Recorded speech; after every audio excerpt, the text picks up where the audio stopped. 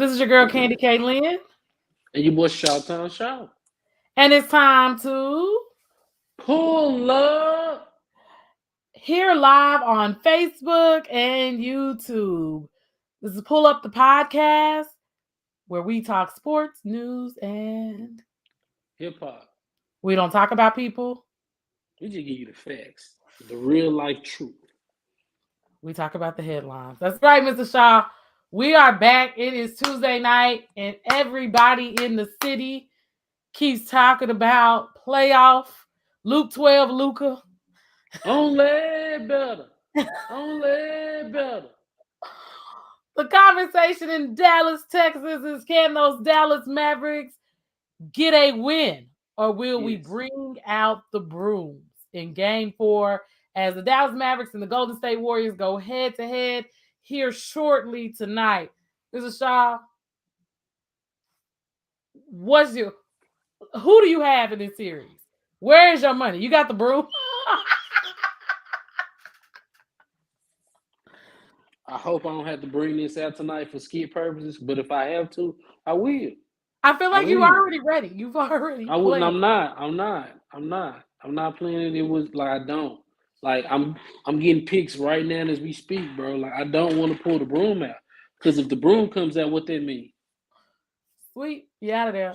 Yeah, Oh, that mean it ain't no more 4. games to bet on. I don't 4-0. like that. No, I need the series to go on. Okay, I need to go on, but I don't feel like the Warriors are gonna play around. I, the Warriors have been up before and lost 3-1. It was to LeBron James.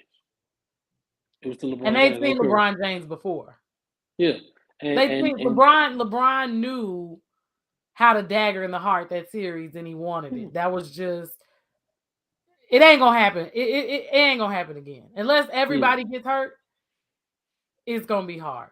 because that's what happened the first time. But Yeah. No it's excuses. that's not even that's not the topic. I don't want to be the one that got us off topic, but that is why would I when I talk to you about legacy, why I put him over him. But we'll stay on topic. I feel like tonight, um, it's statement night one way or the other. Like either the Warriors put that stamp. We've been running the West. When we're healthy, we run the West, right? Like that is the stamp they put on tonight. Or it's Luca. I call him the Don. The rest of Dallas call him Ledbetter Luca. Respect to it. I'm here. I'm to be respected. I'm the real deal. I can really play. I'm gonna put my team on my back, and I'm a leader. Reggie Bullock, you can't go over. Right? You got to hit something. I need you to hit 2.5 of them tonight. So 3 of them things. I need you. Okay, you don't do nothing else. Hit some shots. It's all about statements tonight. Can the Mavs keep themselves alive? What type of coach is Jason Kidd? What type of coach is Steve Kerr? Has he put his stamp that he runs the West? Like at a point in time when Phil Jackson ran the East. So this is what we see tonight. What do we what what are we going to get from the teams? I don't as a gambler now. You don't know what you're gonna get. You don't know what you're gonna get. But we know as sports analysts, we know what we need to have. And for me, you said two things. We talked about Steve Kerr because he inherited. We talk about this Golden State team for those who follow basketball. He inherited this Mark Jackson team. This was a Mm-hmm. Golden State drafted team when we talk about Klay Thompson, Steph Curry, um, and Draymond Green. These Mm-hmm. were pieces, and even when we look at the bench, these are Warrior draft picks minus Wiggins, who Mm-hmm. is definitely stepping in. And we know Iguodala is hurt, which is a huge defensive staple for them as well, where Wiggins has come in and we've seen him rise to where people thought he should have been. He's still a buzz. But it's different when the pressure isn't completely on your back. He is here with a team where he has the ability to score and get his buckets, but they're not totally relying on him. That's And why he's a buzz. everybody,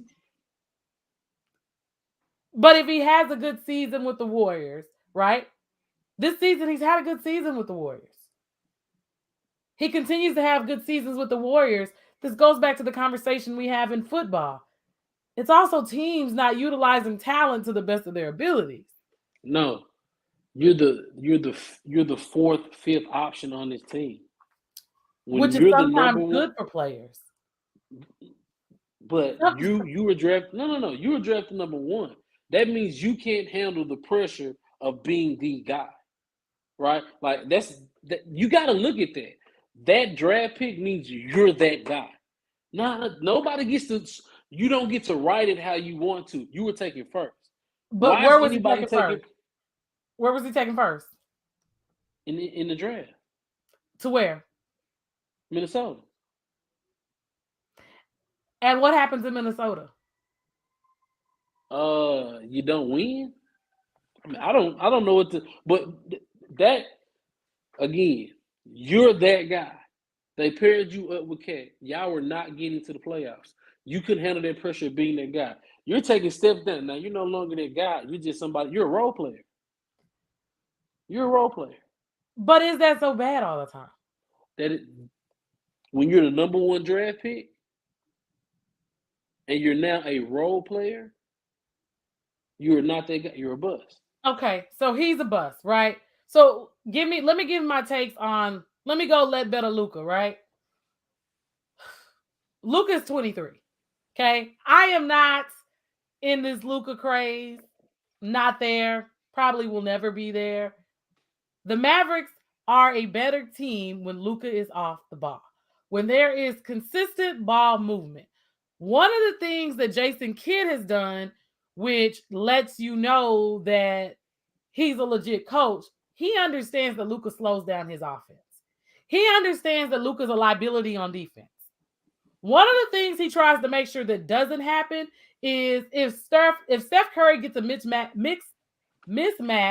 on Luca, he sends the double team, right? Mm-hmm. So that no one is ever able to isolate Luca one-on-one. If anybody, So I'm loving on the defensive perspective that Jason Kidd has said, this is the liability, right? He is my shooter.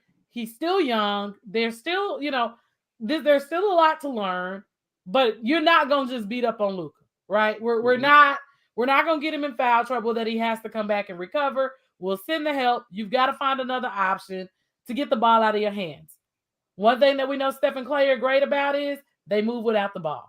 So getting the mm-hmm. ball out of their hands, getting them out of the isolation where Luca can't get the help is something that they're very good at doing. They're able to move well without the ball. Steph is coming back to the ball. Draymond is going to set the screen. Draymond is getting Steph back the ball, right? So Jason Kidd is figuring out different ways to stop that aspect.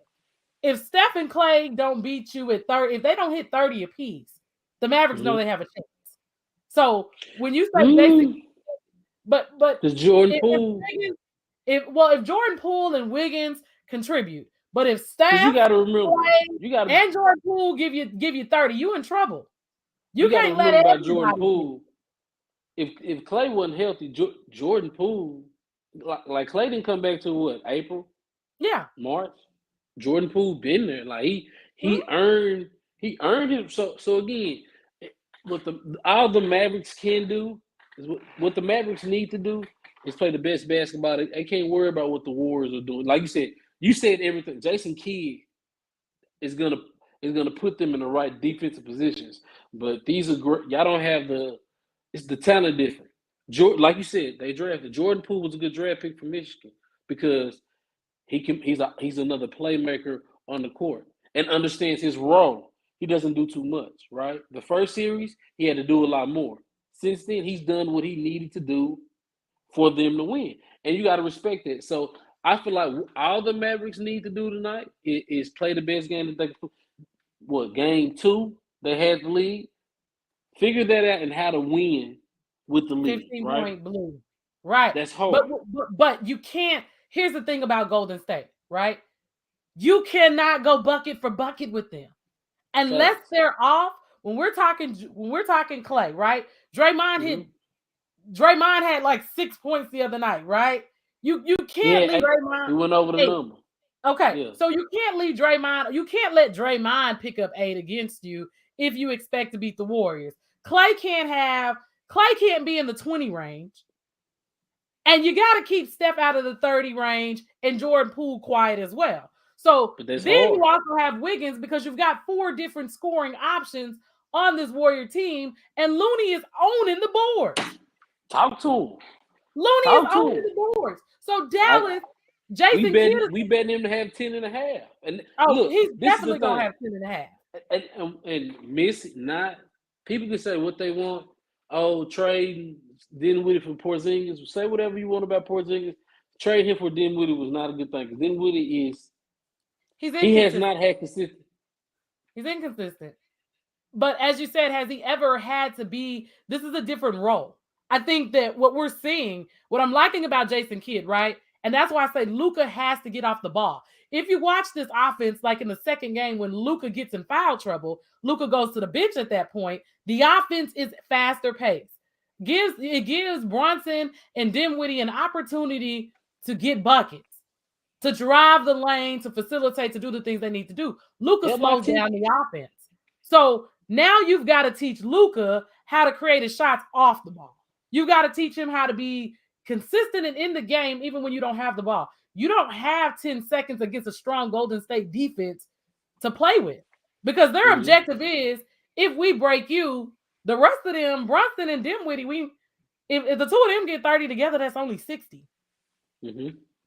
The rest of y'all not gonna get buckets like that. So if Luka gets 40 and Dinwiddie scores 10, then there goes another contrast that we have to look at. We have to look at the scoring process. So that's what Jason Kidd is doing. I need you to play enough defense so that you stop Golden State. We can't go bucket for bucket on them with them on offense. So we need the defensive stops. And then, of course, as Justin Mark just said, the Mavericks have got to connect when they have the opportunities. I'm fine with Madison 7. I'm fine with it. I don't see it happening, but I'm fine with it. Listen, he is the one. Shout out to Lamar. That's where I saw the whole let better Luka. That's where I saw the whole Luka with a shag. It was on his page. Only my Dallas friends. And listen, I love the energy that's being brought when the Mavericks are in the playoffs, especially for the hometown, because we are from the Metroplex. Like, and I'm a Jason Kidd fan. Like, Rookie of the Year. I'm rooting for him if it wasn't for against the Warriors. But Jason Kidd and the Mavericks are going to put the pieces together. So as you said, that whatever Golden State is going to do, they better do it now. Because the West is officially coming. And I'm impressed with what Jason Kidd has done. We knew Jason Kidd, as we've talked about here. You go back in our archives, should have had a Laker job. I know the Lakers are like, dang, this could have been us. Like, Jason Kidd is really bringing a high level of knowledge. But Golden State wins tonight. Golden State solidifies their dynasty of who they are, what they've been, to get back to the finals after the type of injuries they've had in the last 3 seasons. You know, the whole KD in and out. KD is... You got a whole number 1 draft pick that don't play. Picture that. Kevin Looney supposed to be coming off the bench. Right. Right. So, but he does different conversation. He does what you need him to do. So you're right. And we hope tonight that he hits at least 3 of those wide open threes. He can go 3 for 10 tonight. That's what we need Reggie Bullock to go for. Reggie Bullock, hit 3 of them things. If you're not, I'm talking about you because you look like Predator. I'm going in on you. I'm going to tell you how T.I. feel. Okay? Well, it sounds like that was also... Well, he was also the Kareem Abdul-Jabbar Man of the Year in regards to his work in the community for social justice and change because his trans sister was killed. So shout out to Matt, to athletes for all the bad when the bad happens. Shout out for all the good that you guys do.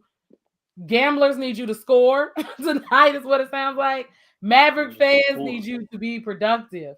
So I know they like, all y'all need something from us, bro. It's your job.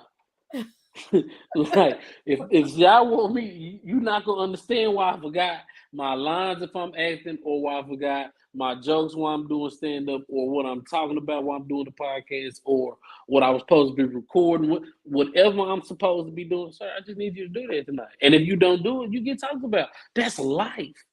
I need everybody to understand it. It ain't mad at you. I ain't hating it. Just You don't hit your $3 tonight, I ain't gonna hit on my ticket. I'm gonna lose some money. So in return, I'm gonna say some mean things. That's all jokes. Okay. So we talk Western Conference. We're talking Western Conference Finals right now. We're gonna get Eastern Conference Finals at the end of the show because Mr. Shaw, before this show is over, we have got to talk about Nick Saban being big mad. Like he big mad. And not I only grew was up with it. he big mad, he called names. He like grabbed them and called I names. grew up with a daddy. I don't speak on other men. I had respect for you as a coach, but I see how you put this. It's lame. What do you mean? Who is surprised? I had this conversation. There is the Aflac commercial where him and Deion do the Aflac commercial together, and I said he gonna be the first one to come for Prime because the issue is the number one Deion Sanders, and we talked about this here. He flipped the number one recruit in the country. Why you hating? Like, why you hating so hard, bro? You've Because been doing Deion is this. supposed to have level 3 college athletes who are subpar.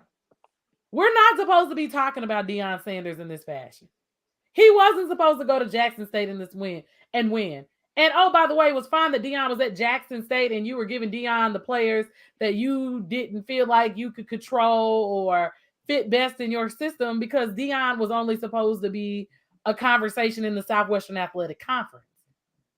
With that flip with Travis Hunter, Deion is a conversation nationwide. Young athletes are getting TV time. They want to go to Jackson State because Prime is there. Prime's friends are there. I'm sorry, if I was a boy, there wouldn't be a conversation of where I would be going to play football next year. Me and my talents would be going to Jackson State. If I was a top tier athlete in the nation, I mean, my daddy probably wouldn't let me take my talents to Jackson State, but No, yeah, for sure. And why would and it's hate at that point? Because you've been now. This is my problem. This is greed. agreed. This is where greed comes in. I've been dominating for so long, and now I'm afraid that there's going to be somebody that can come in and truly compete with me because they got something that I don't. That's greed. Because any true man would say, okay, we have to adjust. We got to find a way to compete with this. Not hate. That's hate. Not only did you hate on him, you hated on Jimbo. You mad because he beat you before? Jimbo say we have nothing to talk about. Jimbo say friendship over. Like Deion has like at least talked to Nick Saban is what word on the street is.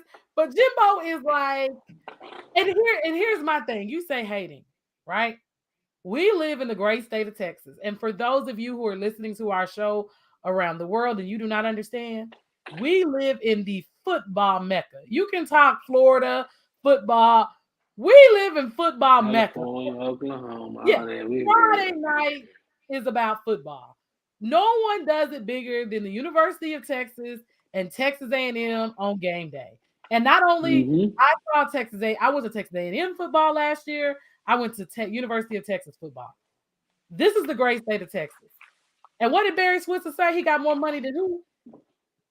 He said the president or the He said governor? he had more money than God. They got more money than God in the state of Texas. Okay? You coming for Texas A&M, baby, they got all that oil money and all that cattle money. And the University of Texas is headed to the SEC. Let me tell you, Jimbo has opened up an investigate. Like, Nick Saban has created. Now you're telling, when you start telling secrets, what did Alabama do pre-NIL?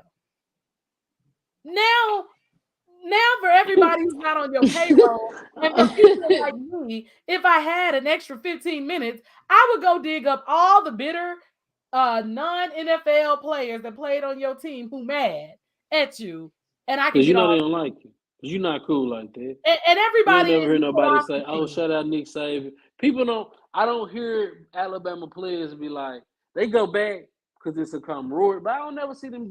He doesn't seem like he a happy guy. It's just Everybody, it's about greed. yeah, He can make yeah. 5 million, but the players aren't supposed to make 1 million.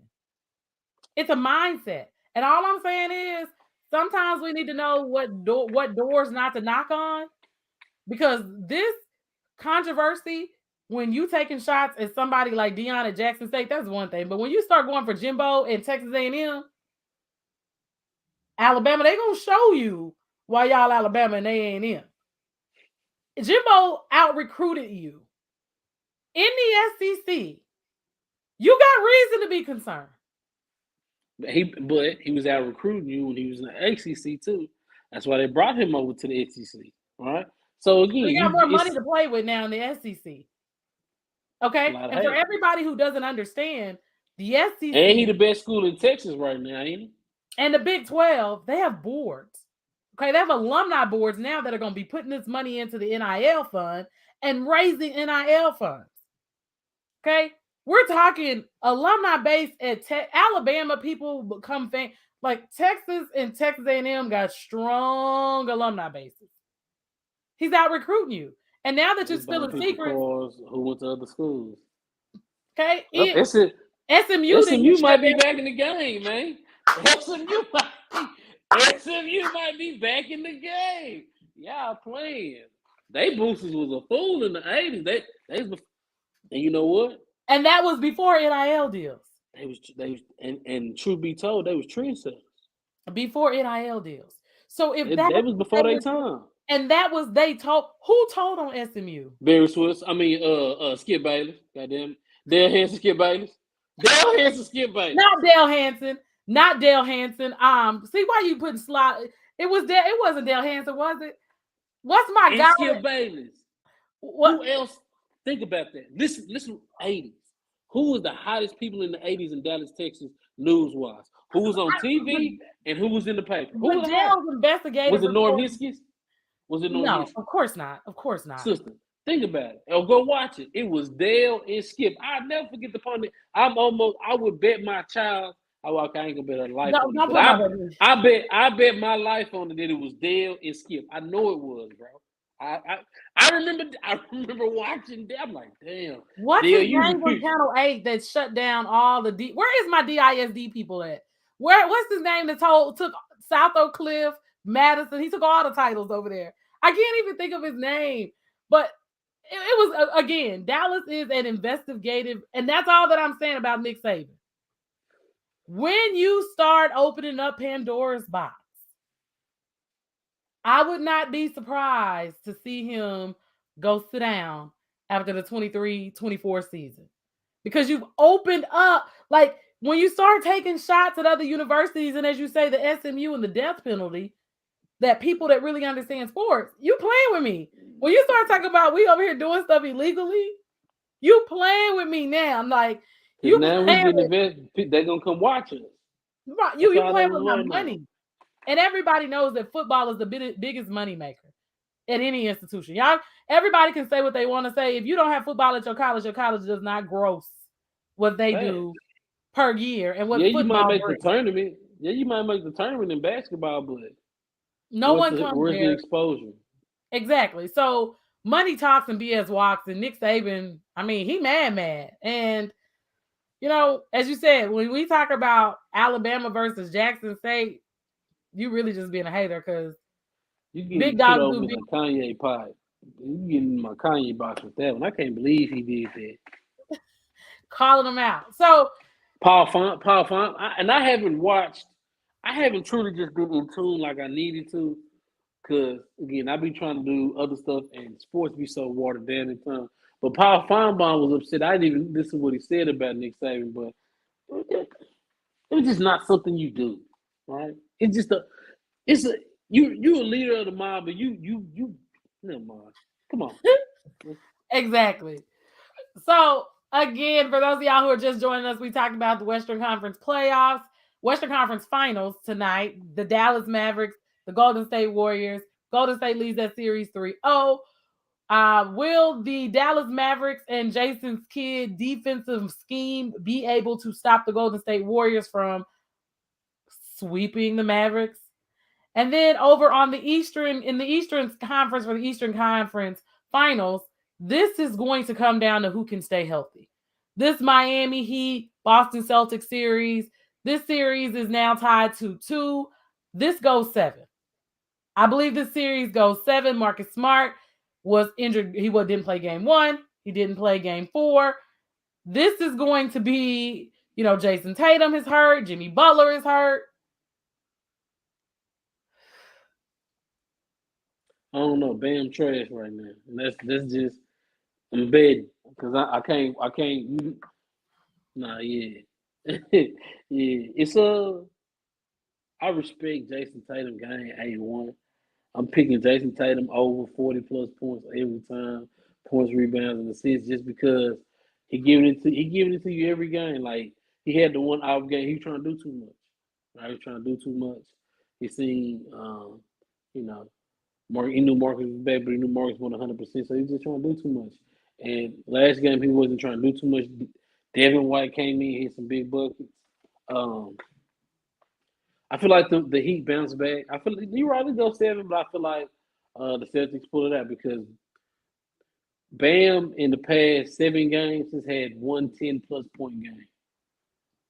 He hadn't after Embiid came back. I say 10. That's too much. They ain't played 10.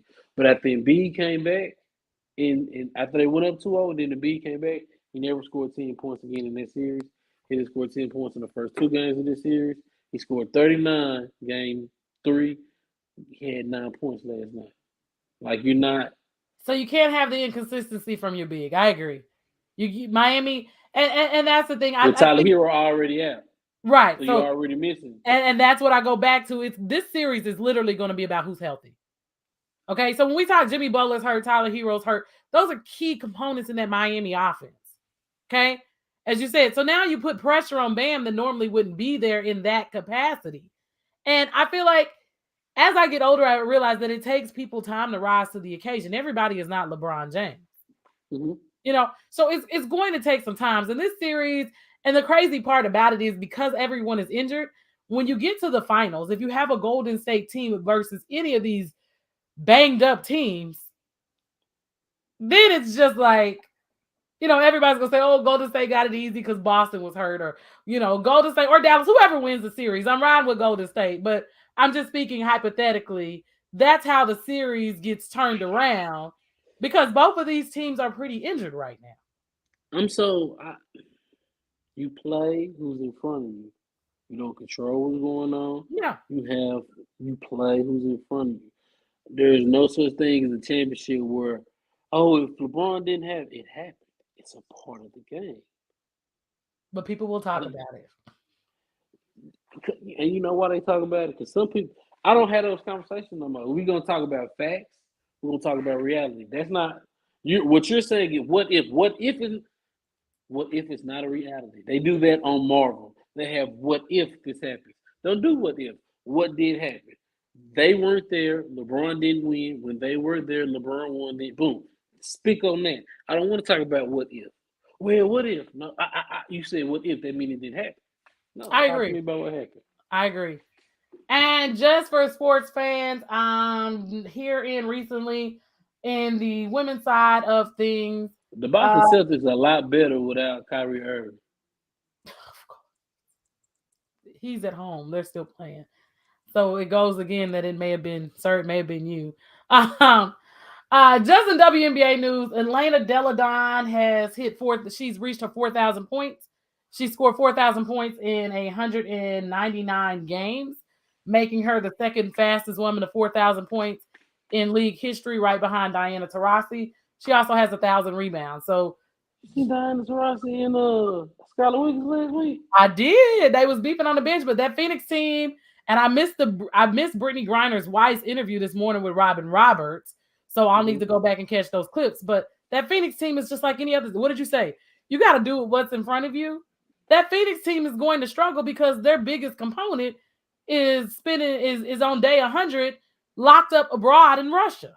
So, you just think about those elements of when frustration starts to set in of it's a level of frustration. And then she was out the next game, and then Diana Taurasi has been very vocal this season. The women are starting to be more vocal about their travel accommodations because COVID is at a rise.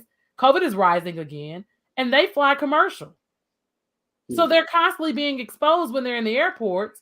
And you're telling these owners, you know what, even if you have enough money, your girls can't fly private.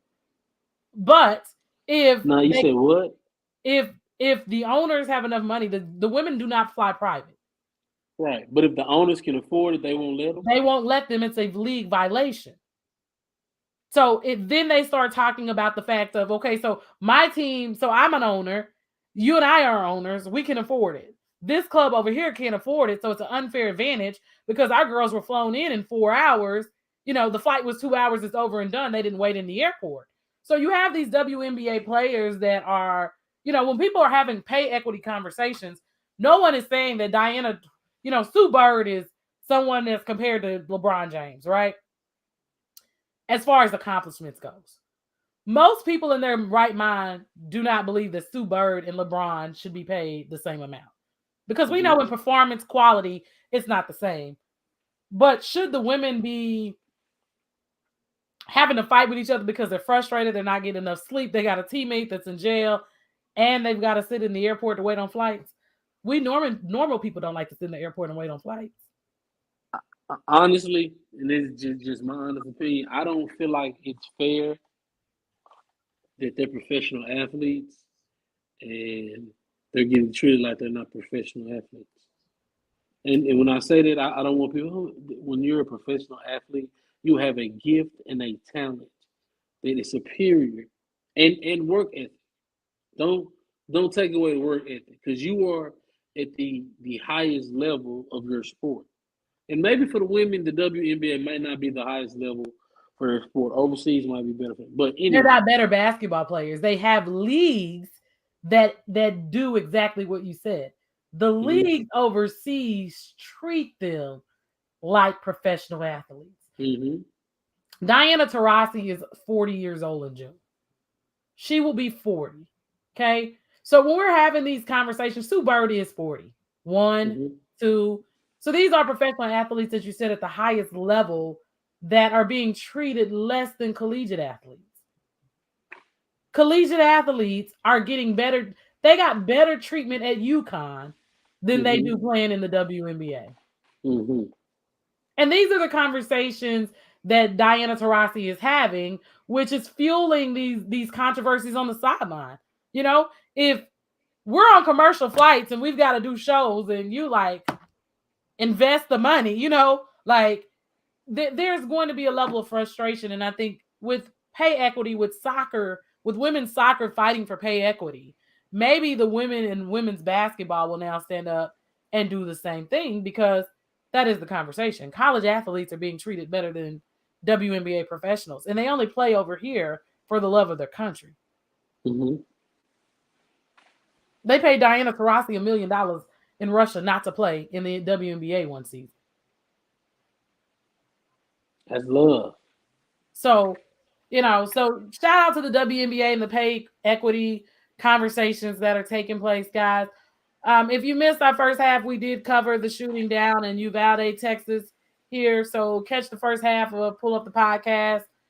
Y'all, it's playoff times. The NBA finals start on June 2nd, which is next week. So we will be back on Tuesday to tell you who we will see in the finals because we're on game 4 and game 5. So, Mr. Shaw, we've done another episode of Pull Up the Podcast. You're watching on YouTube, Facebook Live as well. This is the girl Candy K. Lynn. And your boy Shawtown Shaw, K. the Fat Mama. And until next week, I'm hungry as hell. pull up.